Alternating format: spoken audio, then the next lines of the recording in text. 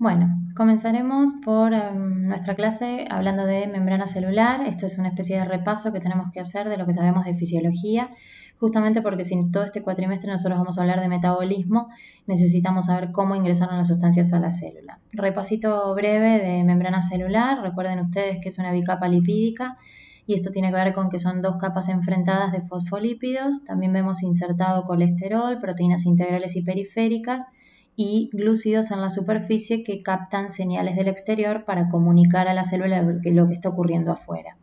Esta bicapa es una bicapa asimétrica, ya que las dos capas no son idénticas entre sí, es fluida y dinámica y además es selectiva o semipermeable, en tanto no permite el ingreso de cualquier tipo de sustancia, sino que depende del peso molecular, del tamaño y de si son o no son sustancias hidrofóbicas, es decir, amigas de las grasas, ya que el centro, el núcleo de la bicapa es predominantemente hidrofóbico. Acá tenemos las sustancias que pueden entrar libremente y las que les cuesta más o directamente no pueden. Miremos, por ejemplo, el grupo de más abajo, que son los gases. Los gases difunden libremente y moléculas que son hidrofílicas, polares, amigas del agua, pero son muy pequeñas, como el agua y la urea, también pueden difundir libremente.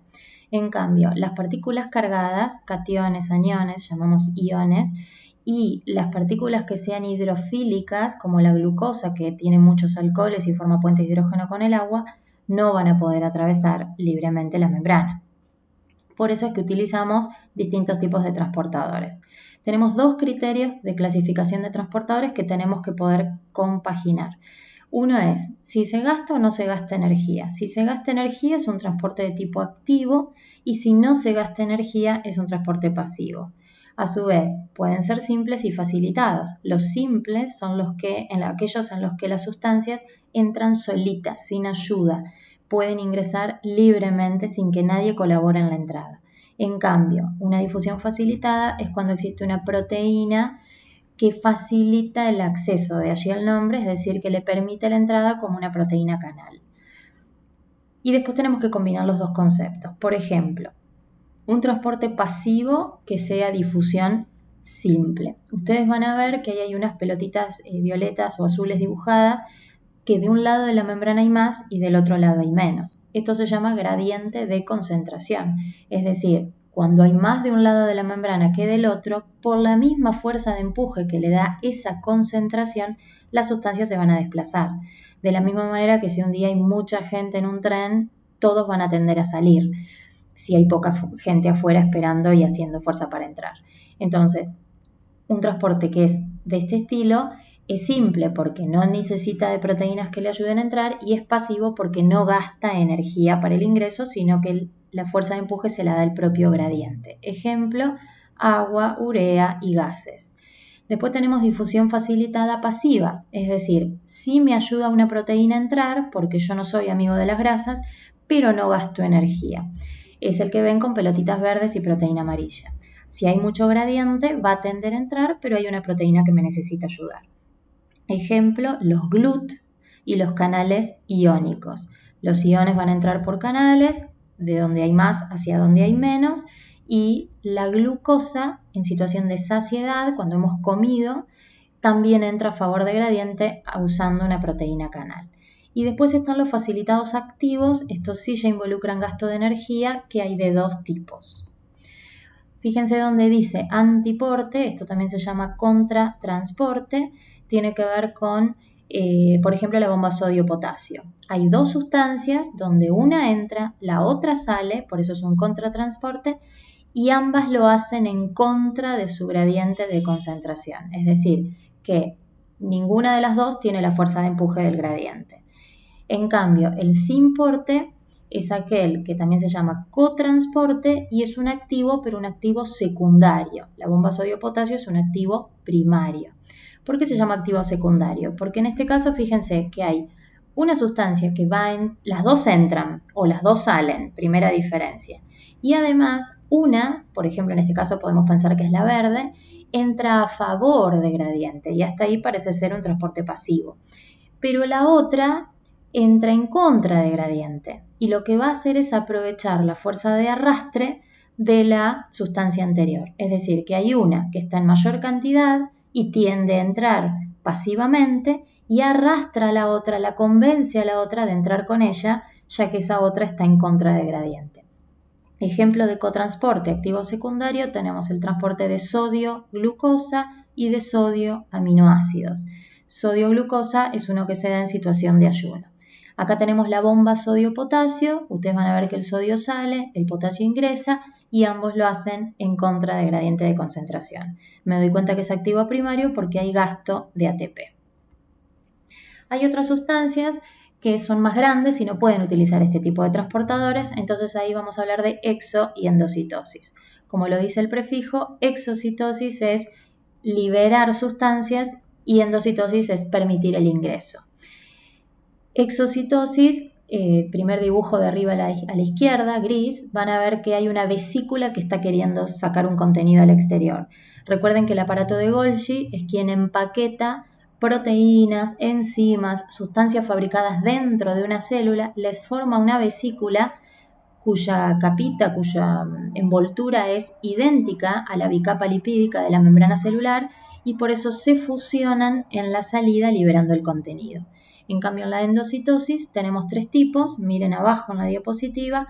Una es la fagocitosis, que es la que hacen los macrófagos, justamente englobando, como que emite brazos el macrófago dentro de nuestro sistema inmune para incorporar sustancias extrañas, pero de respuesta inespecífica, no saben lo que están comiendo, y una vez dentro, los lisosomas se ocupan de destruir esta sustancia extraña que ingresó. La pinocitosis es para sustancias líquidas, sustancias disueltas en un líquido. Ustedes van a ir a ver unas pelotitas que entran por una invaginación de la membrana. Se forma como si fuera una piletita, las partículas ingresan y un pedacito de membrana forma la vesícula para que puedan entrar. Y en la endocitosis mediada por receptor, los verdecitos son receptores específicos que están esperando una sustancia que llegue hasta la membrana. Una vez que esta sustancia llega, por ejemplo la transferrina, es una proteína que utiliza este tipo de transporte, llega la transferrina hasta su receptor y todos juntos, transferrina, receptor y piletita, invaginación, forman una vesícula para ingresar. Toda esta parte que estuvimos viendo, que fue la parte de membrana, ustedes la tienen en un capítulo del libro de Blanco, que es en mi edición, el capítulo 21, que se llama Membranas. Lo que viene ahora son hormonas y neurotransmisores, es decir, mensajeros que van a utilizar distintos tipos de receptores a nivel de la célula para transmitir el mensaje. En el primer caso, ustedes van a ver que, por ejemplo, nombra la insulina y el glucagón. Recuerden que la insulina es una proteína y el glucagón es un polipéptido. Ambos son derivados de aminoácidos y se ocupan de transmitir mensajes de saciedad o de ayuno. Claramente, este mensaje tiene que llegar a la célula para que ella reaccione ante esta situación externa a la célula. Por otro lado, tenemos otros mensajeros que son del grupo de los esteroides, es decir, derivados del colesterol. Ejemplo, el cortisol, que es un glucocorticoide que avisa que estamos en situación de estrés o de ayunos muy prolongados. Y después están los derivados de los aminoácidos, donde por ejemplo tenemos a las catecolaminas. Las catecolaminas, como la adrenalina o la noradrenalina, se ocupan de avisar de situaciones de estrés, no son proteínas, pero sí son derivadas de aminoácidos, estrés o actividad física. En cualquiera de estos casos hablamos de mensajeros o ligandos, ya que se van a ligar, unir a un receptor llevando su mensaje. Tenemos dos tipos de receptores. Aclaro que esto no está en el libro de Blanco, así que es necesario que lo entiendan de esta explicación. Los receptores pueden ser de dos tipos. Son proteínas que están esperando la recepción de un mensaje. Los intracelulares son los naranjitas que ven allí, están esperando al mensajero ya sea en el citoplasma, en el citosol o bien dentro del núcleo. El verde viene a ser el ligando o el mensajero, que si ustedes ven hace una referencia el dibujo al ciclopentano perhidrofenantreno, es decir, es un derivado del colesterol. Esa sustancia es amiga de las grasas, puede atravesar libremente la membrana y buscar a su receptor dentro del citosol o dentro del núcleo. Puede hacerlo en cualquiera de los dos lugares como está en el dibujo. ¿Qué ligandos van a usar esto? Cualquiera que sea lipídico, vitamina D, vitamina A y hormonas esteroides.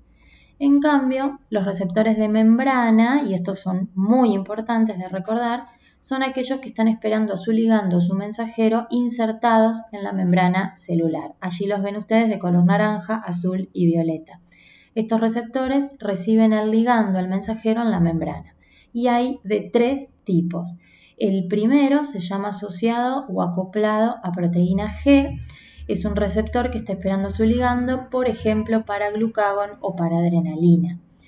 Llega el glucagón avisando que estamos en ayunas, o llega la adrenalina o epinefrina avisando que estamos en estrés o actividad física, el receptor va a reaccionar igual.